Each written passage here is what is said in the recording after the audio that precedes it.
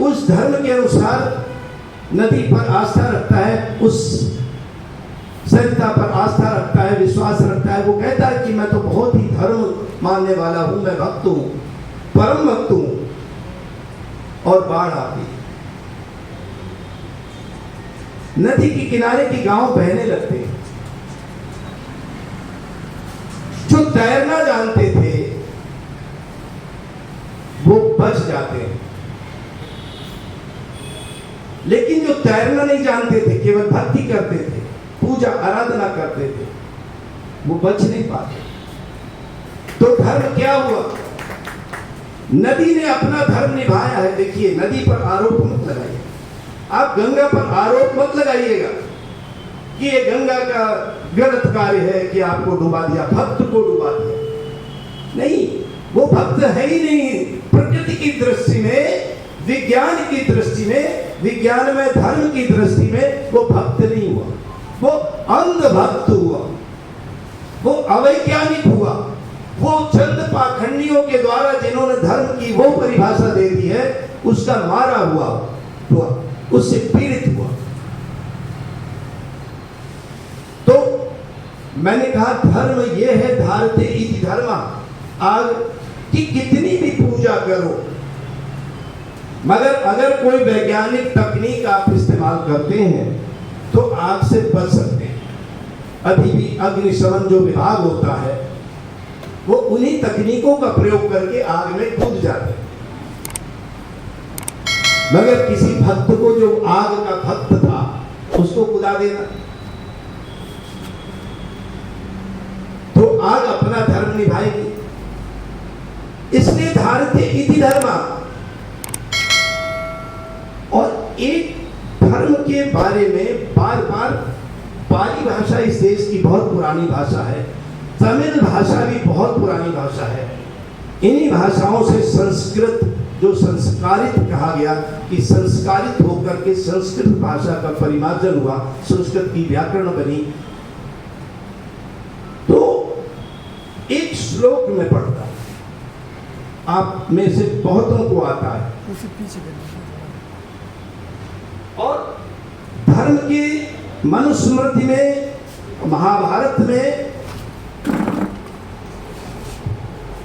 गुण बताए गए हैं कि धर्म के क्या गुण होते हैं,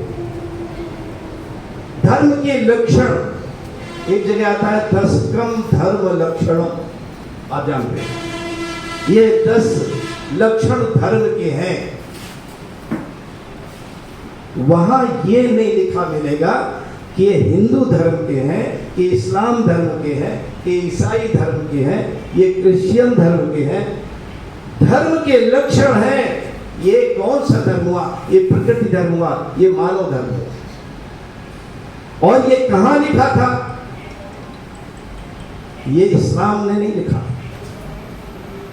ये ईसाई ने भी नहीं लिखा, और आपकी पुस्तकों में है, वो महाभारत में है, मनुस्मृति में है, और प्राचीन ग्रंथों में। इसका मतलब हमारे यहाँ बहुत सारा ज्ञान और विज्ञान भरा पड़ा है, हम केवल भटकते। अब उस श्लोक में सुनाओ, सत्यम ब्रूयात, बहुत ही सब लोग जानते, उसका जो अंतिम चरण आएगा उसमें आपको उत्तर मिलेगा। सत्यम ब्रूयात, प्रियम ब्रूयात, न ब्रूयात सत्यम प्रियम। सत्य बोलो, ये ना धर्म। प्रिय बोलो, अप्रिय सत्य न बोलो।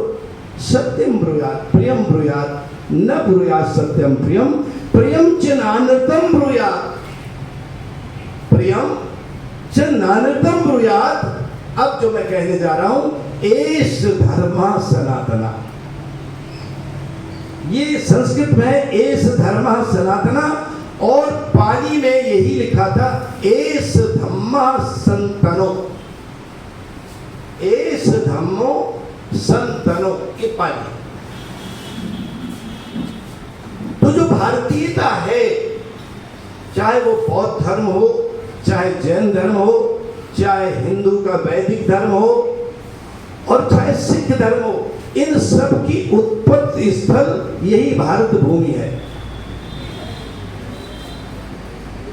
और धर्म का जब ये अर्थ हुआ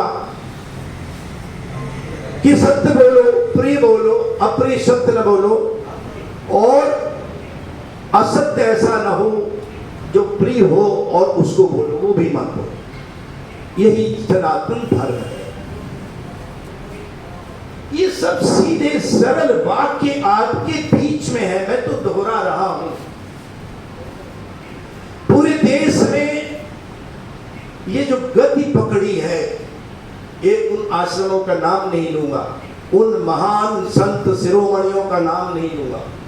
अब तो तमाम लोगों ने धर्म में धाम शब्द होता है, अच्छी बात है, स्वर्ग धाम, नरक धाम ये भी होता था, अभी भी तमाम आश्रम धाम उनके आगे लगता है।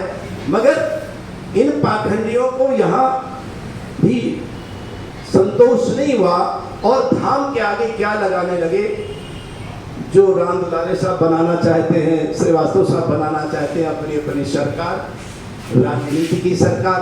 सरकार तो राजनीति में होती है, धर्म की कोई सरकार जरूरत ही नहीं। धर्म तो धर्म है, धाम तो धाम है, श्रेष्ठ है, आप सब मानते हैं कि धाम तो श्रेष्ठ है, मगर उन्होंने अपने धाम के आगे सरकार लगा, ये फलाने सरकार, और सरकार लगा है तो फिर चमत्कार दिखाएंगे। मैं उनका किसी का नाम नहीं, लेकिन इशारा बहुत है कि हम कहां से कहां को आ गए। हम वेद लेकर के आए थे विश्व में, वेद में 4 वेद हैं, उनमें कर्मकांड है, मगर जो ज्ञान का क्षेत्र है, दार्शनिक क्षेत्र है, उसको हम उपनिषद कहते हैं या वेदांत कहते हैं। वेदांत और उपनिषद वो वेदों के दार्शनिक अंग हैं, और इस्लाम ने निराकार अल्लाह को माना। इस्लाम की उत्पत्ति बहुत बाद में हुई है, आपको पता है। ईसाई पहले पैदा हो चुके थे, उत्पत्ति पहले हुई थी, उन्होंने भी गॉड को निराकार माना, उसका कोई रूप नहीं, कोई आकार नहीं। हमने भी निराकार माना। हम वेद में कहते हैं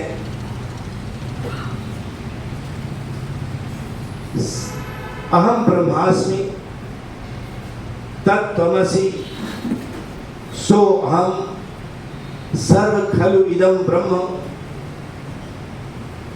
जाने कितने वाक्यांश है, पूरे के पूरे वेदांत में कहीं भी ब्रह्म को हम साकार में नहीं लाते हैं। बाद में वहां कुछ जब रामानुजाचार्य आते हैं और तमाम और आगे के जो पुराण आते हैं, जो 18 पुराण लिखे गए, तब साकार उपासना, तब देवी देवता उपासना आरंभ होते हैं। वेद तो कहता है कि न तस्य प्रतिमा अस्ति, उसकी कोई प्रतिमा नहीं है। और विज्ञान भी कहता है, विज्ञान में धर्म की चर्चा कर रहा हूं, विज्ञान क्या कहता है? वेद कहता है न तस्य प्रतिमा अस्ति, उसकी कोई प्रतिमा नहीं है। और विज्ञान क्या कहता है? आधुनिक विज्ञान, विज्ञान तब हमारे उपनिषद में, तब हमारे वेदांत में, भारतीय दर्शन में ब्रह्म शब्द का प्रयोग हुआ है। परमात्मा के, परमात्मा का भी प्रयोग बार बार हुआ है, लेकिन वहां भी ये कहा गया कि वो सर्वव्याप्त है, सब जगह व्याप्त है। और सारी शक्तियां उसमें निहित है, सर्वशक्तिमान है। उसके जितने भी विशेषण हैं वो आधुनिक जो विज्ञान कहता है, विज्ञान कहता है पूरे ब्रह्मांड में ऊर्जा व्याप्त है, एनर्जी व्याप्त है।